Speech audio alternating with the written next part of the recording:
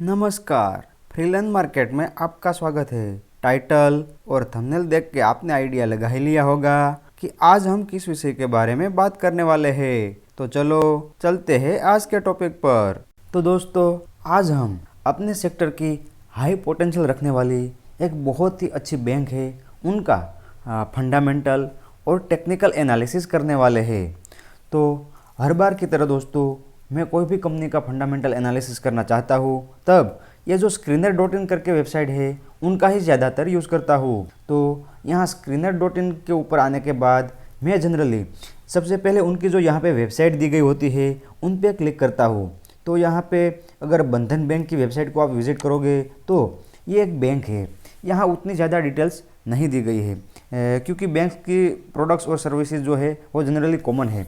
फिर भी यहाँ बैंक कितने स्टेट में प्रेजेंट है, कौन से टाइप के लोगों से लोन लिया है, कौन से टाइप की एंटिटीज़ है जिनको लोन दिया है, कितनी अपनी ब्रांचेस है, वो ऐसी बेसिक जो जानकारी है उनकी वेबसाइट से आपको मिल जाएगी। तो वेबसाइट विजिट करने के बाद जो मैं दोस्तों जनरली यहाँ पे screener.in के अंदर जो की पॉइंट्स वाला सेक्शन है उनको रीड करता हूँ। तो अगर यहाँ पे दोस्तों की पॉइंट्स देखा जाए तो यहाँ पे दिखाया गया है कि ये जो बंधन बैंक है वो 2014 में इनकॉर्पोरेट हुआ। इनकॉर्पोरेट का मतलब दोस्तों स्टॉक मार्केट में लिस्ट होना होता है। तो कई लोग ऐसा समझते हैं कि 2014 में बैंक चालू हुई, लेकिन ऐसा नहीं है।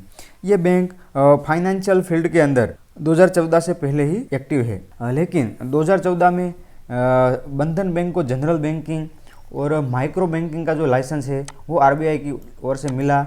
उसके बाद वो as a bank stock market में लिस्ट हुई और एज अ बैंक काम करना चालू हुआ।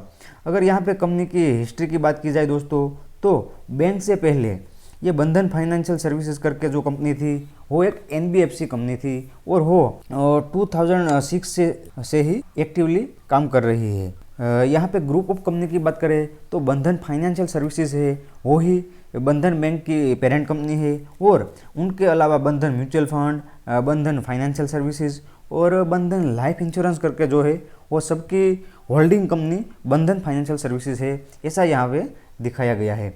उसके बाद यहाँ पे रेवेन्यू की बात करें तो ये बैंक का रेवेन्यू ट्रेजरी से 10%, रिटेल बैंकिंग से 81%, कॉरपोरेट बैंकिंग से 7% और अदर बैंकिंग ऑपरेशन से 1%, जो कि ये रेवेन्यू वेल डाइवर्सिफाई माना जाएगा। अगर की रेशियोज़ की बात करें दोस्तों, तो पहले के मुकाबले एनपीए भी यहाँ आप देख सकते हो कि कम हुआ है, नेट एनपीए भी कम हुआ है, ग्रोस लोन पोर्टफोलियो है वो लोन का जो पोर्टफोलियो है वो बढ़ा है, कासा रेशियो में भी बढ़त है, नेट इंटरेस्ट मार्जिन जो है वो भी उसमें सुधार आया है। तो जितने भी ओवरऑल की रेशियोज़ है वो अच्छी कंडीशन में है अभी, ऐसा यहाँ पे दिखता है। तो अगर लोन्स एंड एडवांसेस की बात की जाए तो यहाँ पे जो इमर्जिंग एंटरप्रेन्योर्स है उसके अंदर 33% लोन डिस्ट्रीब्यूट किया हुआ है, इंडिविजुअल को 70% लोन डिस्ट्रीब्यूशन किया है, हाउसिंग फाइनेंस में 24% डिस्ट्रीब्यूशन है, रिटेल सेगमेंट में 5% और कॉमर्शियल बैंकिंग में 22% लोन्स डिस्ट्रीब्यूट किया गया है। तो ये भी एक वेल डाइवर्सिफाई है और उसको भी जियोग्राफिकली डिस्ट्रीब्यूट किया है कि वेस्ट बंगाल में 24%, महाराष्ट्र में 12%, गुजरात बिहार में 9-8%। तो सभी स्टेट में डाइवर्सिफिकेशन के हिसाब से लोन्स को डिस्ट्रीब्यूट किया गया है। और उसके बाद आता है दोस्तों लायबिलिटीज़ प्रोफाइल, मीन्स कि कंपनी ने जो पैसा बोरो किया है उसके अंदर सबसे ज़्यादा करंट अकाउंट से 7%, सेविंग अकाउंट से 30%, टीडी रिटेल से 32% और अदर से 31%, और उसमें भी जियोग्राफिकली मिक्स में उसने पैसों बोरोइंग किया है। वेस्ट बंगाल से 40%, महाराष्ट्र से 11%।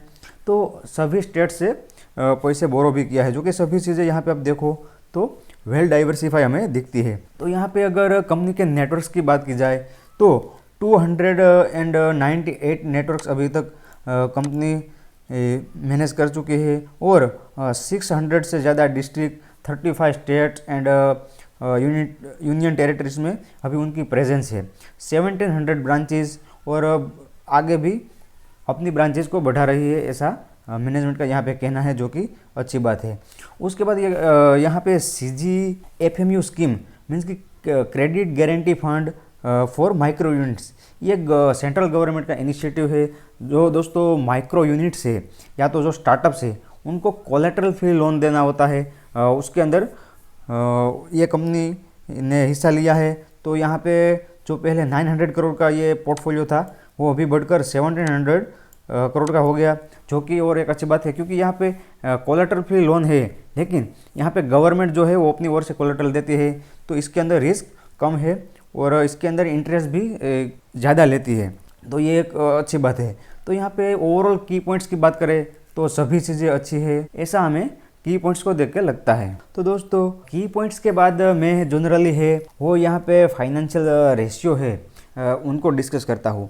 तो फाइनेंशियल रेशियोस या जो नंबर्स है उसके अंदर मेन डिस्कशन ये हमें करनी होती है दोस्तों, कोई भी नंबर्स हो या रेशियो जो है वो अगर बढ़ा है तो क्यों बढ़ा है, वाई, और अगर वो कम हुआ है तो क्यों कम हुआ है, उसका भी वाई हमें पता करना होता है। उससे हमें दोस्तों ये पता चलता है कि ये जो रीजन्स है वो टेम्परेरी है या परमानेंट है। तो उसके लिए यहाँ पे अगर मार्केट कैप की बात की जाए तो 30,000 करोड़ है, जो कि अभी उनकी शेयर प्राइस बहुत डाउन हुई है, उनके कारण मार्केट कैप कम हो गई है। और उसके बाद यहाँ पे दोस्तों डेट और इक्विटी रेशियो की बात की जाए तो बैंकिंग और एनबीएफसी सेक्टर में डेट टू इक्विटी रेशियो जितना ज़्यादा होता है उतना अच्छा माना जाता है, क्योंकि बैंक का काम दोस्तों यहाँ पे लोन लेकर लोन देना होता है। तो कोई भी सिंगल एंटिटी के पास उतना पैसा नहीं होता कि वो अपने ही सारे पैसों से लोन, इतना 1000 करोड़ का लोन बांटे, तो वो जनरली आरबीआई से लोन लेता है और आगे सब दूसरी एंटिटी को लोन डिस्ट्रीब्यूट करता है। तो यहाँ पे डेट होना अच्छी बात है। अगर यहाँ पे आरओई की बात की जाए दोस्तों तो वो 10% है और आरओसी 7% है। अनदर बैंकिंग और एनबीएफसी सेक्टर में आरओसी और आरओई कहीं पे भी आपको मोर देन 20%, 30% या 40% देखने को नहीं मिलेगा, क्योंकि बैंकिंग का काम है लोन लेकर लोन देना। तो यहाँ पे जो लोन लेकर लोन दिया जाता है उसके अंदर 3, 4 या 5% का मार्जिन रहता है। तो यहाँ पे आरओई और आरओसी 10% के आसपास है या मोर देन 10% है तो उसको बहुत ही अच्छा माना जाएगा बैंकिंग और एनबीएफसी सेक्टर में। यहाँ पे स्टॉक पी की बात की जाए दोस्तों तो 11.7% है, जो कि ऑलमोस्ट अपने इंडस्ट्री पी के आसपास है, जो कि एक फेयर वैल्यूड माना जाएगा। अगर यहाँ पे बुक वैल्यू की बात करें तो पॉजिटिव में है 134 और उसका करंट मार्केट प्राइस है वो भी बुक वैल्यू के आसपास है, मतलब ये भी एक फेयर वैल्यूड हम मानेंगे। उसके बाद जनरली दोस्तों इसका जो पी रेशियो है वो मैं उनके खुद के ही पास्ट के पी के साथ कंपेयर करता हूँ, तो उसके अंदर भी आप देख सकते हो कि उनका जो पास्ट पी के हिसाब से भी अभी जो पी चल रहा है वो भी एक फेयर प्राइस पे ही चल रहा है, क्योंकि लोवेस्ट एवर है। उसके बाद दोस्तों हम अगर क्वार्टरली रिजल्ट की बात करते हैं तो क्वार्टरली रिजल्ट में जून 2021 में जो उनका रेवेन्यू 3000 करोड़ का था वो जून 24 तक बढ़कर 5000 करोड़ हो गया, जो कि बहुत अच्छी बात है। अगर दोस्तों यहाँ पे नेट प्रॉफिट की बात करते हैं तो जो क्वार्टरली बेसिस पे पहले 300 करोड़ का था वो बढ़कर अभी 1000 करोड़ का हो गया है, जो कि बहुत अमेजिंग बात है। और पहले जो ग्रॉस एनपीए 8% हुआ करता था वो भी कम होकर आप देख सकते हो कि 4% का रह गया है, जो कि अनदर अच्छी बात है। और नेट एनपीए जो है दोस्तों वो 3% के आसपास का था वो भी कम होकर सिर्फ 1% रह गया है, जो कि अनदर अच्छी बात है। तो यहाँ पे आप क्वार्टरली रिजल्ट में देख सकते हो दोस्तों कि रेवेन्यू हाईएस्ट एवर है, नेट प्रॉफिट भी हाईएस्ट एवर है और ग्रॉस एनपीए और नेट एनपीए लोवेस्ट एवर है, जो कि बहुत अमेजिंग रिजल्ट माना जाएगा दोस्तों। अगर यहाँ पे ईयर ऑन ईयर बेसिस पे प्रॉफिट एंड लॉस स्टेटमेंट की बात करें तो ये बैंक जब स्टार्ट हुई थी 2015 में तब 0 करोड़ का रेवेन्यू था, वहाँ से लेकर अभी तक 19,000 करोड़ का रेवेन्यू, जो कि एवरी ईयर बढ़ा है। यहाँ पे सिंगल ईयर भी कम नहीं हुआ है, जो कि रेवेन्यू वो बहुत अच्छी बात है। और नेट प्रॉफिट जो 1 करोड़ का था उनको कंपनी ने 2500 करोड़ पहुँचा दिया, जो कि अनदर अच्छी बात है।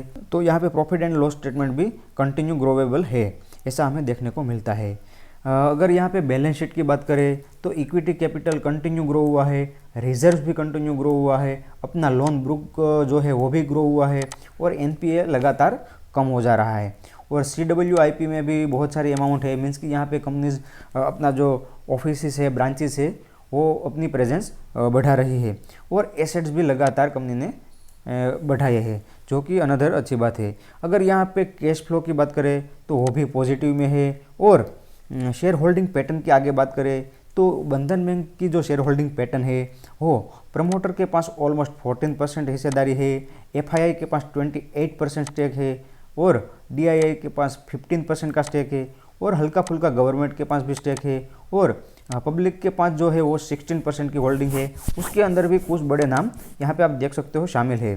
तो मेरे आप जैसे जो इन्वेस्टर है उनके पास 10% जैसा है। तो यहाँ पे शेयर होल्डिंग पैटर्न में भी आप देख सकते हो कि जो स्ट्रॉन्ग हैंड्स है उसके पास ज़्यादा होल्डिंग है, जो एक अच्छी बात है।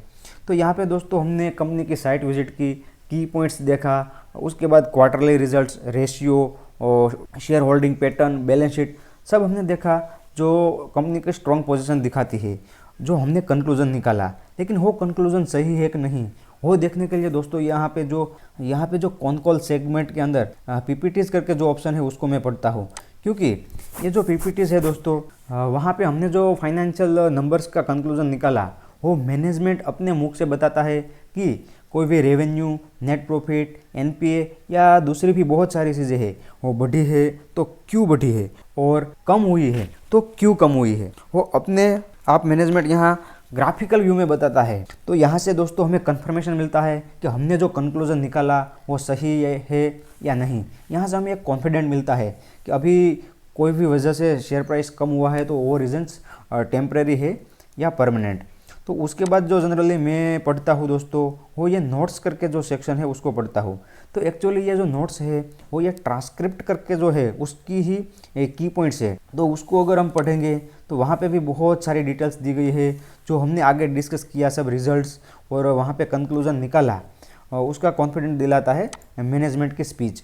और उसके बाद में ये ट्रांसक्रिप्ट है वही दोस्तों पूरी पढ़ता हूँ। तो वहाँ पे आपको पूरी डिटेल जानने को मिलेगी कि अभी फाइनेंशियल्स जो बढ़े हैं तो क्यों बढ़े हैं और आगे कंपनी का फ्यूचर प्रोस्पेक्ट्स क्या है। और यहाँ पे जो दूसरे इन्वेस्टर्स हैं वो क्वेश्चन करते हैं तो हमें पता चलता है कि कंपनी अभी कौन से चैलेंजेस फेस कर रही है और आने वाले टाइम में क्या हो सकता है। और अगर आपको और फर्दर डिटेल जानकारी चाहिए दोस्तों तो ये जो क्रेडिट रेटिंग करके है वो आप पढ़ोगे तो यहाँ पे भी आपको बहुत अच्छा नॉलेज मिलेगा कि कोई भी जो क्रेडिट रेटिंग एजेंसी है वो अपना रेटिंग कम कर रही है या बढ़ा रही है तो वो कौन से बेसिस पे बढ़ा रही है उसके बारे में आपको डीपली नॉलेज मिलेगा। उनके बाद आपको फर्दर और जानकारी चाहिए, ये जो एनुअल्स रिपोर्ट्स है उसको पढ़ने की और समझने की ट्राई करिए, उसको सीखने की ट्राई कीजिए।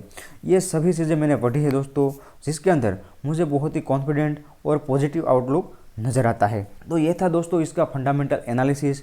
अब उनके टेक्निकल्स की बात करते हैं। तो यहाँ पे दोस्तों बंधन बैंक के अगर टेक्निकल्स की बात की जाए तो अपने हाई से अभी मोर देन 75% डाउन है, जो कि वैल्यू इन्वेस्टिंग के हिसाब से ऐसा कहना होता है कि 75% डिस्काउंट में ये शेयर हमें मिल रहा है। तो मैं ऐसे शेयर्स में कैसे इन्वेस्ट करता हूँ, क्यों इन्वेस्ट करता हूँ, वो मैं भी दिखा देता हूँ। कोई भी स्टॉक दोस्तों कितना भी अच्छा हो, मैं जनरली उसके अंदर 5 to 7% अपने पोर्टफोलियो का एक स्टॉक में इन्वेस्ट करता हूँ। तो मेरा पोर्टफोलियो का 7% जो निकल के आता है 30,000 रुपीज़। तो वो 30,000 रुपीज़ को भी मैं दोस्तों एक ही साथ में इन्वेस्ट नहीं करता हूँ। अभी ये प्राइस पे मैंने एक सिप डाल दिया है दोस्तों 10,000 की। और यहाँ से अगर आप देखो तो यहाँ से ये शेयर प्राइस अगर 8% 10% कोई भी नेगेटिव न्यूज़ या मार्केट सेंटीमेंट नेगेटिव होने के कारण डाउन आता है तो एवरी 10% के फॉल पे यहाँ पे मैं एवरेज करूँगा 3 बार। और अगर डाउन नहीं आता है और कंसोलिडेट करता है तो भी मैं जब डाउन आएगा कंसोलिडेशन के दौरान तब मैं एक और शिफ्ट डालूंगा। और अगर कंसोलिडेशन भी नहीं करता है और यहाँ से ऊपर चला जाता है तो यहाँ पे जो ब्रेकआउट होगा, जो रेजिस्टेंस है वहाँ पे अगर अच्छे वॉल्यूम के साथ ब्रेकआउट होगा तो वहाँ पे अलग अलग शिफ्ट डालूंगा। तो अभी मैंने 10,000 की शिफ्ट डाल दी है और आगे मैं टोटल अभी और 2 शिफ्ट 10,000 की डालूंगा। तो उसके बाद इन्वेस्टेड करने के बाद मेरा पॉइंट ऑफ व्यू ये रहता है दोस्तों कि अभी ये 75% डाउन है, लेकिन आने वाले 3 to 5 ईयर के अंदर भी इसकी कंडीशन सुधरती है या ऐसे ही ग्रो करती रहती है दोस्तों। और ये जो शेयर प्राइस है वो अपने सिर्फ और सिर्फ अपने ऑल टाइम हाई के पास जाता है तो भी यहाँ पे 300% का गेन है दोस्तों, जो कि वैल्यू इन्वेस्टिंग के हिसाब से बहुत अच्छा गेन माना जाता है दोस्तों। लेकिन ऐसे स्टॉक 3 to 5 ईयर का टाइम नहीं लगाते हैं अपने ऑल टाइम हाई तक जाने में, जनरली 2 से 3 साल ही लगता है। फिर भी यहाँ पे हम 3 to 5 ईयर का टेन्योर मान के चले तो भी 300 का जो गेन है वो बहुत अच्छा गेन है वैल्यू इन्वेस्टिंग के हिसाब से। तो दोस्तों आपको ये एनालिसिस कैसा लगा और ऐसे वाले स्टॉक में आप अपनी इन्वेस्टमेंट स्ट्रेटजी कैसे रखते हो, कितनी अमाउंट पे रखते हो, वो सब कमेंट में कर सकते हो। तो आज के वीडियो में इतना ही, मिलते हैं नेक्स्ट वीडियो में।